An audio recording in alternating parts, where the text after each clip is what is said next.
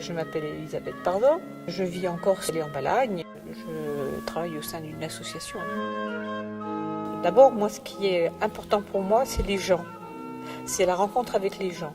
Donc, je voulais proposer des balades où, en fil conducteur, on est bien sûr le patrimoine des églises qui va être présenté sous toutes ses formes, c'est-à-dire l'architecture, les stucs, donner des clés aux gens pour comprendre ce que racontent les autels et la dévotion des gens.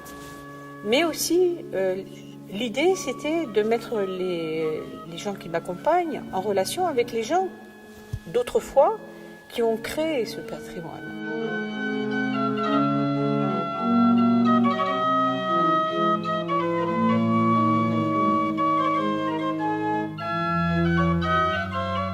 Alors, ces journées se font au sein d'une association.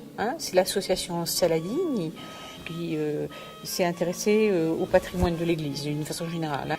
Et ce que je présente, ça s'appelle La Montagne des Orgues, parce que c'est un peu ce qui est un peu spécifique par rapport à d'autres personnes qui présentent le patrimoine, c'est que moi, je mets le patrimoine aussi en musique. Dès la première année, ça s'est retrouvé dans le guide du Routa, dans le guide bleu, ça a été reconnu très vite. Et ça se passe en gros d'avril à quasiment novembre.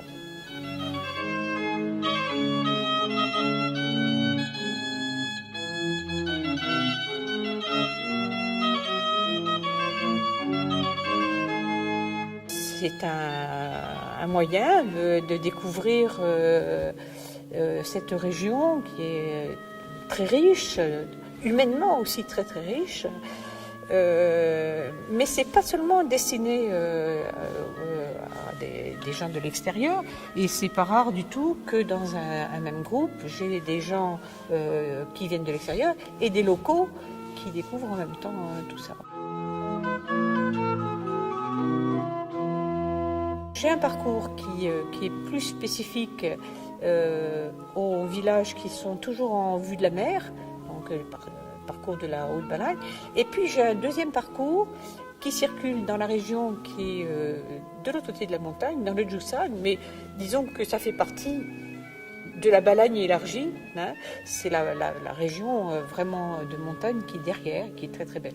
C'est une région du point de vue géographique qui est très intéressante parce qu'on est entre la montagne et la mer. On n'est pas uniquement au bord de mer du tout, loin de là. On est quand même dans la ruralité. C'est une région où il y a des vallées, des plaines, avec beaucoup de cultures d'oliviers, des agrumes, de la vigne. C'était une région céréalière autrefois. Voilà, donc c'était une région bénie des dieux quand même.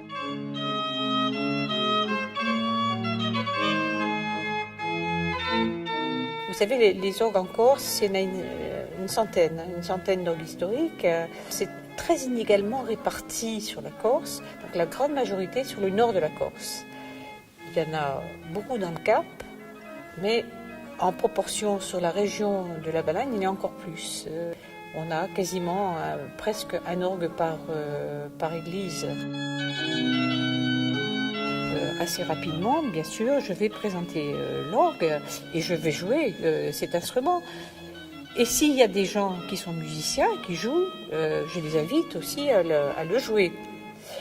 Et par ailleurs, quand c'est possible, je montre comment ça marche. C'est-à-dire si la tribune peut accueillir un peu de monde, je fais monter les gens et j'explique comment ça marche. Donc je déshabille un petit peu l'orgue et j'explique le fonctionnement de cet instrument un peu mystérieux quand même. Les gens sont souvent surpris, d'une façon générale, par la petitesse du clavier. C'est vrai que pour les gens, ils sont vraiment épatés un petit peu que d'un si petit instrument, on puisse sortir tout ça. Les gens qui viennent avec moi ont toujours aussi des choses à raconter. Donc, on échange sur tout ça. Voilà.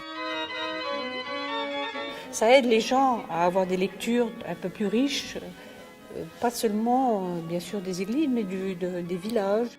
J'ai fait des rencontres formidables Et les gens, quand ils reviennent en Corse, ils reviennent toujours me voir. C'est une région, la Balagne, qui est très douce dans ses paysages, très variés et qui a un patrimoine d'une très grande richesse, patrimoine humain et patrimoine religieux, patrimoine naturel. Voilà, c'est une région vraiment merveilleuse. Voilà.